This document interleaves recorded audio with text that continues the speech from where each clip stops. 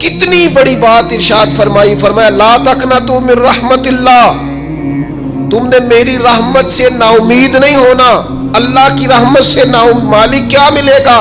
فرمایا ان اللہ یغفر الذنوب جمیعا، اللہ سارے ہی گناہ معاف فرما دے گا۔ تو جن لوگوں کو اللہ کی رحمت پر نبی کریم علیہ السلام تشریف فرما ہے، امام غزالی نے لکھا ایک بدو آ گیا، دیہاتی سادہ آدمی، سادے بندے بھی سادے ہوتے ہیں، ان کا بھی اپنا طرز زندگی ہوتا ہے۔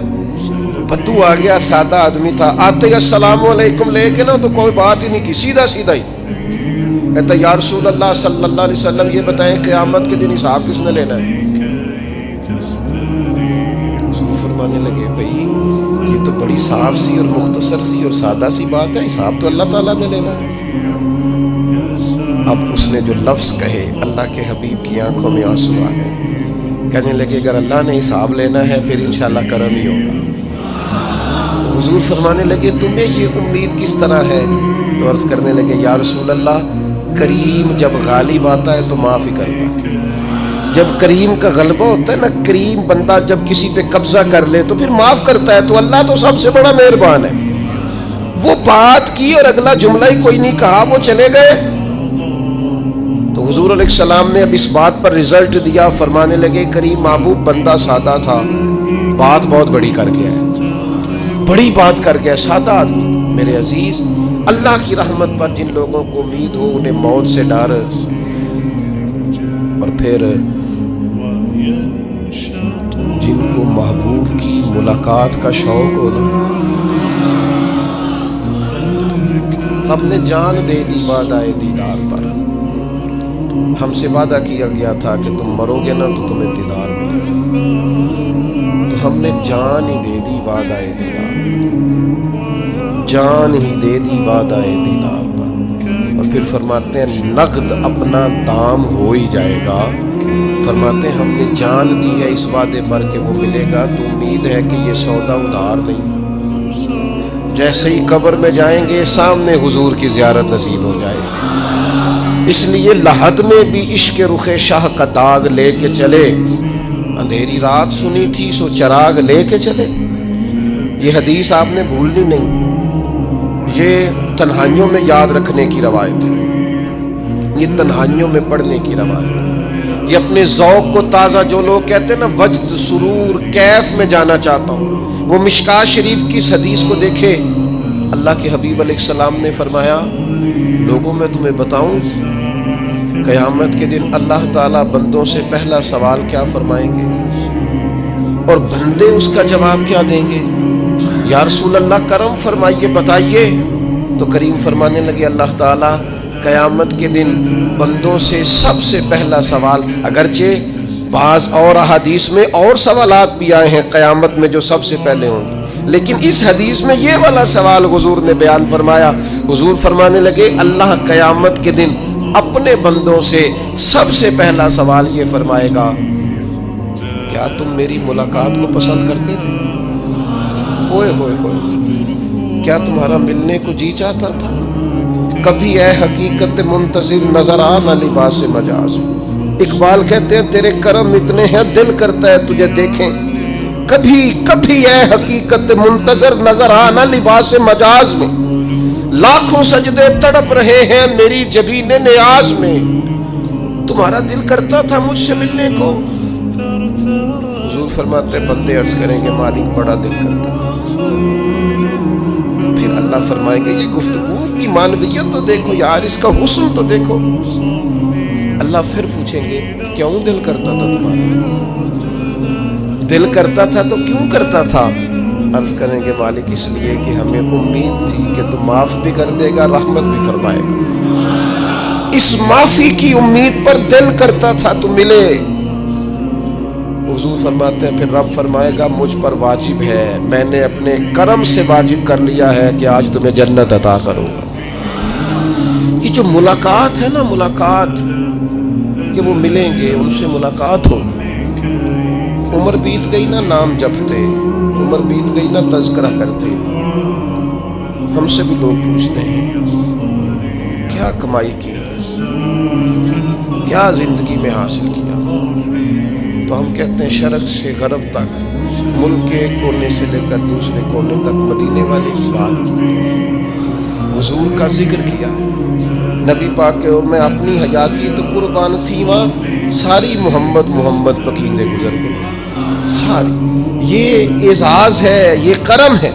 اب کیا ہوتا ہے، گناہگار لوگ ہیں، اتنا بڑا دعویٰ تو نہیں کر سکتے، لیکن دل تو چاہتا ہے نا کہ چلو جس کا نام لیا ہے اس کی کبھی زیارت بھی ہو، کبھی ملاقات بھی ہو، کبھی نظر کرم بھی ہو۔ کسی نے اپنے محبوب سے کہا تھا کہ ذرا ایک نظر مجھ پہ بھی کیجئے، تو قریب بیٹھے ایک شخص نے کہا یار تو نے بڑا دعویٰ کیا ہے، جو محبوب ہوتے ہیں ان کو تکلیف نہیں دی جاتی، تو کہتا ہے پورا چہرہ ہی تیری طرف پھیرے۔ تو پھر اس نے اس درویش سے پوچھا کہ میں بھلا پھر کیا کروں، میرا دل تو میرا بھی کرتا ہے نا، چلو یہ تو آپ کی بات ٹھیک ہے کہ اب میں محبوب سے کہوں کہ اتنی تکلیف کرے کہ میری طرف پورا رخ پھیرے تو ٹھیک نہیں، تو پھر بتائیں میں کیا کروں؟ تو اس نے کہا ان راہوں میں کھڑا ہو جا جن راہوں کی طرف وہ کریم دیکھتا ہے۔ چلو اسی با کردار کو دیکھتے دیکھتے بیچ میں تیرے اوپر بھی نظر، مجھ پہ محشر میں نصیر ان کی نظر پڑ ہی گئی، مجھ پہ محشر میں نصیر ان کی نظر، اوئے ہوئے اللہ کرے آپ کو بھی وہ لطف آئے جو مجھے آ رہا۔ کہتے مجھ پہ محشر میں نصیر ان کی نظر، یہ انتہائی عاجزی ہے کہنے والے کی۔ اس نے بالکل اپنے آپ کو ختم کر کے کہا کہ میں قابل تو نہیں تھا، اور میں پھر تکلیف دیتا کہ میری طرف دیکھیں، اسپیشل میرے لیے وقت نکالیں، پر کرم یہ ہوا کہ مجھ پہ محشر میں نصیر ان کی نظر پڑ ہی گئی۔ کہنے والے اسے کہتے ہیں خدا کا کرنا، کہنے والے اسے کہتے ہیں خدا کا کرنا۔ اللہ نے کیا کہ نظر مجھ پر پڑ ہی گئی، اور جب پھر پڑ گئی تو تیری ایک نظر کا کمال ہے اور میری زندگی کا سوال ہے، بس جب پڑ گئی تو سو پھر پڑ گئی۔ موت سے وہ بندہ کبھی نہیں ڈرتا جسے ملاقات کا شوق ہو، ملنا چاہے داتا علی اجمیری سے اور موت سے ڈرے، ملنا چاہے حضرت غوث پاک جیلانی سے اور پھر موت سے ڈرے، زندگی گزری ہو علی علی کرتے پھر موت سے ڈرے، عمر بھر سیدنا عثمان غنی کی سخاوت کی بات کی ہو اور پھر جنت میں جا کے ان سے ملنے کا شوق پیدا نہ کرے، ساری زندگی سیدنا فاروق کا عدل بیان کیا ہو، ساری زندگی ان کے انصاف کا تذکرہ کیا ہو، پوری امت کو بتایا ہو کہ اگر جینا چاہتے ہو تو عمر کے رستوں پر چلو، اور پھر یہ موت سے ڈرے اور مر کے جناب فاروق اعظم کی زیارت کو پسند نہ کرے۔ جسے صدیق کی وفائیں یاد ہو، جنہیں جناب ابو بکر صدیق کا عشق یاد ہو، وہ پھر ان کی زیارت نہ کرنا چاہے اور ساری عمر حضور کی نعت پڑھی۔ مانا نہیں آتا تھا پھر بھی کہا بلغ العلا بکمالہ کشف الدجا بجمالہ حسنت جمیع خصالہ صلو علیہ والہ سے نہیں ترجمہ آتا تھا، پر جب بھی کو پڑھتا تھا یہ بھی جھومتا تھا، مولا یا صلی وسلم دائماً۔ میں آپ کو بتاتا ہوں توتلا آدمی، توتلا اور دیوانہ مجذوب بیچارہ، سمجھ نہیں، توتلا بولنا بھی ٹھیک نہیں آتا۔ مجھے نماز کا سلام پھرا تو وہ جلدی آ گئے، اور ایک مجذوب آدمی تھے، سادے تھے، تو سلام لی تو کہنے لگے میں گل کرنی سی، تو میں نے ان سے کہا کہ تھوڑی دیر کے بعد ملتے ہیں۔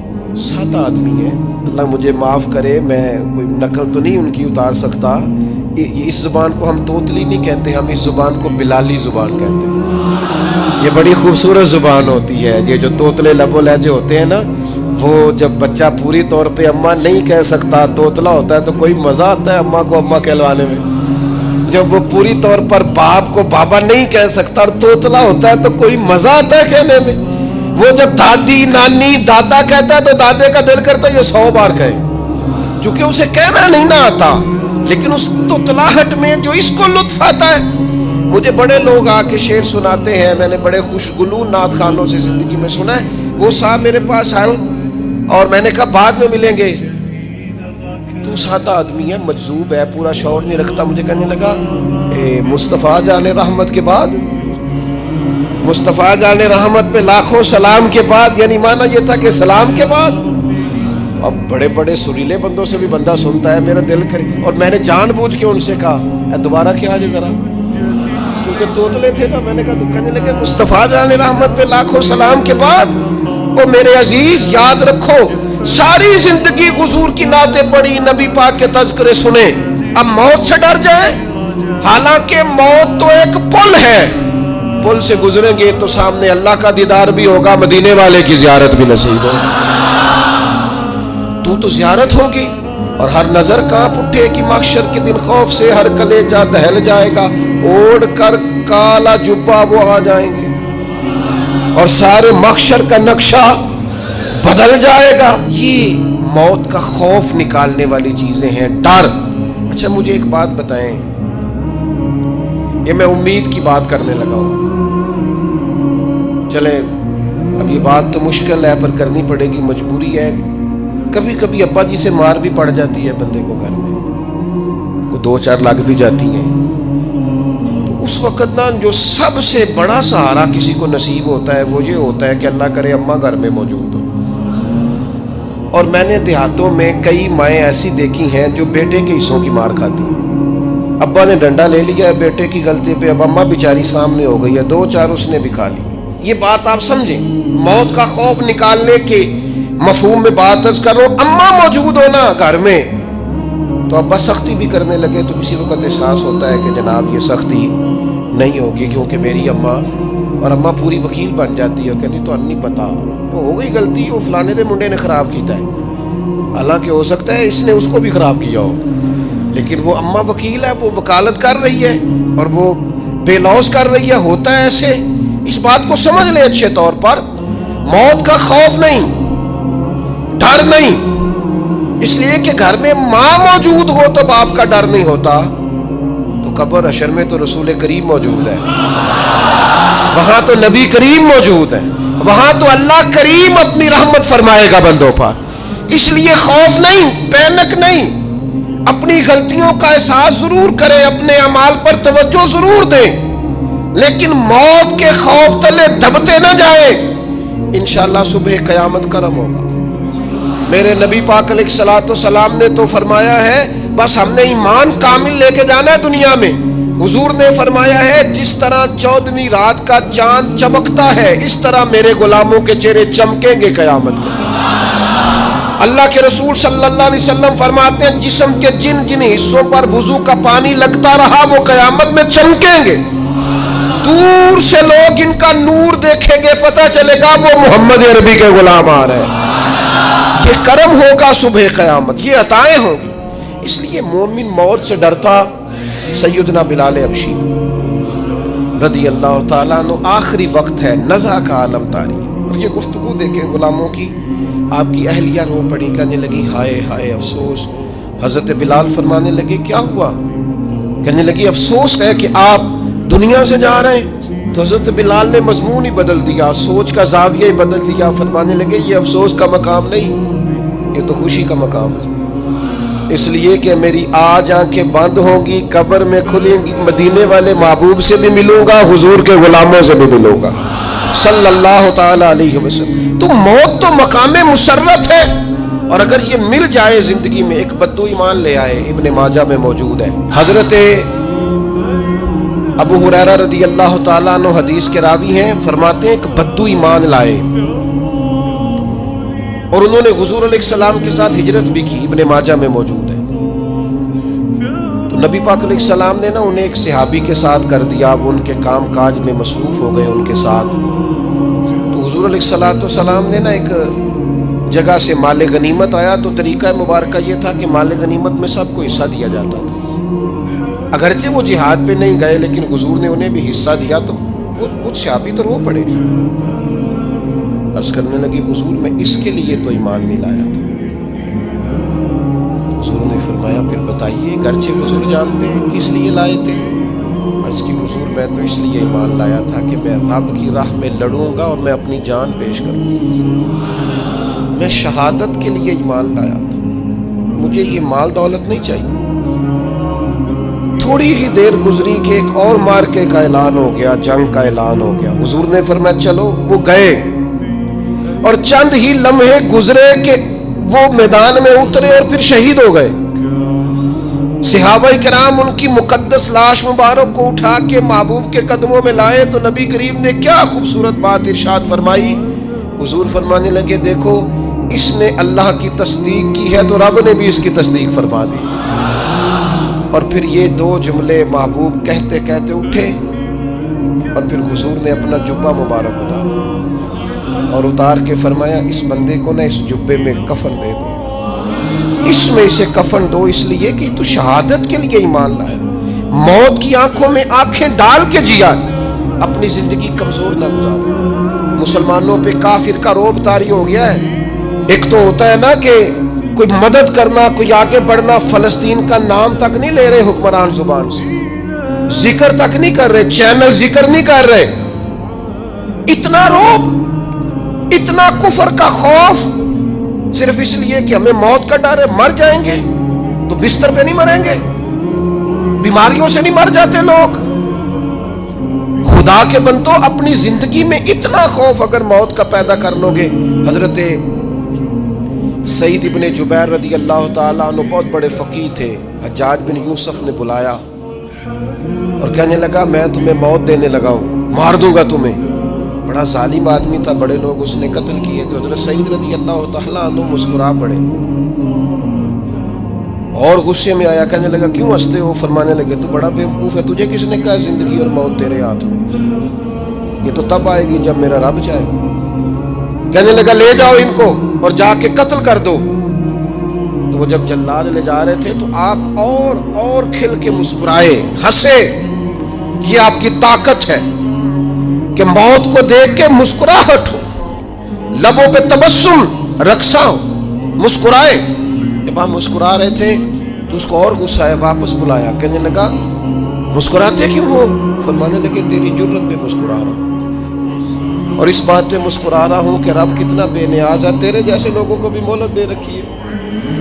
کتنا بے نیاز ہے, تیرے جیسے لوگوں کو مہلت. اور غصے, کہنے لگا میرے سامنے قتل کرو. حضرت سعید ابن جبیر رضی اللہ تعالیٰ عنہ نے منہ کعبے کی طرف کر کے پڑھنا شروع کیا, انی وجہت وجہی للذی فطر السماوات والارض حنیفا وما انا من المشرکین. آپ یہ پڑھ رہے تھے تو کہنے لگا اس کا منہ کعبے سے پھیر دو. کعبے سے منہ پھیرا تو آپ فرمانے لگے تو بڑا ہی بیوقوف ہے, میرا رب کو صرف کعبے کی طرف مقید ہے. وَلِلَّهِ الْمَشْرِقُ وَالْمَغْرِبُ فَأَيْنَمَا تُوَلُّوا فَثَمَّ وَجْهُ اللَّهِ. چہرہ پھیر دیا جب اس نے تو آپ فرمانے لگے مشرق بھی اللہ کا, مغرب بھی اللہ کا.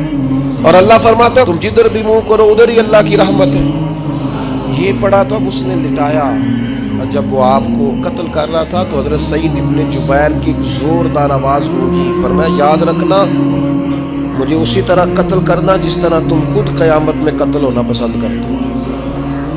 میرا آخرت پر یقین کامل ہے, محشر میں عدالت لگے گی, میں تمہیں قتل کروں گا. میں حضرت سعید ابن جبیر کی وہ جرت تھی کہ دربار سارا لرز گیا حجاج کا. حضرت سعید ابن جبیر رضی اللہ تعالیٰ عنہ کہنے لگے اللہ اسے میرے بعد کسی پر مسلط نہ کر, میرا قتل آخری ہو, میرے بعد نہ ہو. ڈر گئے لوگ, سہم گئے.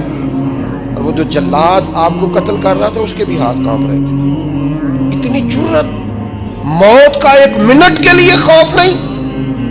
حضرت سعید ابن جبیر رضی اللہ تعالیٰ عنہ شہید ہو گئے تو اتنا خون نکلا, اتنا خون نکلا, اتنا خون نکلا, خون بند ہی نہیں ہو رہا. ایک طبیب بیٹھا تھا, ہانپتے کانپتے ڈرے ہوئے, سہمے ہوئے. حجاج کہنے لگا اسے اتنا خون؟ تو کہنے لگا بادشاہ میں نے سالوں مریض دیکھے ہیں, اس کو پتہ چل جائے نا مرنے والا ہوں وہ تو اتنا خوف میں آتا ہے, پہلے ہی اس کا سارا خون جم جاتا ہے اور سکڑ جاتا ہے اور اس کا خون جل جاتا ہے. یہ جو بندہ تم نے شہید کیا ہے نا اس میں ایک رتی برابر بھی موت کا خوف نہیں. موت کے خوف سے بے نیاز تھا, اتنا خون نکلا. حضرت سعید ابن جبیر شہید ہوئے اسی دن حجاج کے پیٹ میں درد شروع ہوا. صرف 15 دن حجاج بعد میں زندہ رہا ہے, 15 دن, اور ساری رات تڑپتا تھا, کہتا تھا مجھے خواب میں آ کے پیروں سے گھسیٹتے. حضرت سعید ابن جبیر چلاتا تڑپتا. 15 دنوں کے اندر طبیبوں نے کہا تیرا جو مرض ہے یہ کوئی آسمانی عذاب ہے. میرے عزیز موت سے ڈرے نہیں بلکہ جو ظالم ہو ان کو ڈرا دے, یہ مومن کی شان ہے. اپنی زندگی کے اندر سے موت کا خوف نکال دیں، تاکہ زندگی کے جو دن ہیں وہ جیے تو جا سکیں، وہ انسان مضبوطی سے وقت سے گزار سکے۔ حضرت علی شیر خدا رضی اللہ تعالیٰ عنہ نا وہ جیکٹ نہیں پہنتے تھے جنگی، جو کمر پہ پیچھے لوگ پہنتے تھے نا، تلوار کوئی مارے تو زخم نہ ہو، تو کسی نے مولا علی شیر خدا رضی اللہ تعالیٰ عنہ سے فرمایا پشت پر آپ وہ جیکٹ نہیں پہنتے لوہے کی؟ آپ فرمانے لگے پشت تو دکھانی نہیں تو کہنے لگے موت سے ڈر نہیں آتا؟ فرمایا بالکل بھی نہیں، اور فرمایا مجھے بالکل ڈر نہیں آتا کہ میں موت پر آ گروں یا موت میرے اوپر جا گروں۔ ہم تو شہادت حضرت خالد بن ولید رضی اللہ تعالیٰ عنہ ایک دن نوجوانوں کو خطاب کرتے کرتے کہنے لگے موت سے کبھی نہ ڈرنا، میں نے ساری زندگی جنگوں میں گزاری ہے، میرے وجود پر ایک ذرہ بھی جسم کا حصہ ایسا نہیں جس پر زخم نہ ہو۔ اور جو کہتے کہتے رو پڑے، فرمانے لگے یہ بات کرتے کرتے رو پڑے، فرمانے لگے دیکھ لو زندگی ساری میدانوں میں گزاری ہے، لیکن شہادت اللہ تعالیٰ نے میرے لیے وہاں نہیں لکھی تھی، یہاں اللہ تعالیٰ نے اپنی رحمت کے لیے موت میرے لیے لکھی تھی، تو یہ تو اللہ کا کرم ہے۔ قریب ایک بزرگ صحابی اور بیٹھے تھے، فرمانے لگے آپ کی نیت شہادت کی تھی، انشاءاللہ آپ قیامت میں شہیدوں میں ہی کھڑے کیے جائیں گے۔ تو میرے عزیز خوف نہیں موت کا۔ آخر میں 2-3 گزارشات عرض کرنی ہے۔ ایک تو میری آپ سے گزارش ہے، جنہوں نے ابھی تک قرآن مجید کی تلاوت شروع نہیں کی، وہ ابھی سے آج سے 10 منٹ ٹائم ہو تو مسجد میں بیٹھ کے ایک رکوع پڑھ کے جائیں، قرآن مجید نہیں چھوڑنا۔ رمضان کا تعارف یہ ہے کہ شہر رمضان الذی انزل فیہ القرآن، تو قرآن مجید سے دلچسپی۔ دوسری میری گزارش ہے راشن بانٹنے والوں سے بھی کہ مہربانی کریں لائنوں میں لگانا چھوڑیں، اور لینے والوں سے بھی میری عرض ہے کہ اللہ تعالیٰ سارا سال عطا کرتا ہے، 3-4 ہزار کے لیے کیوں اپنے آپ کو آپ تکلیف میں ڈالتے ہیں؟ سارا سال اللہ دیتا ہے۔ اور پھر میری آپ سے یہ بھی اپیل ہوگی کہ طبیعتوں میں حلم پیدا کریں، بردباری پیدا کریں، یہ بڑی ضروری چیز ہے۔ مثبت سوچیں لائیں، روزہ ہماری تربیت کرتا ہے۔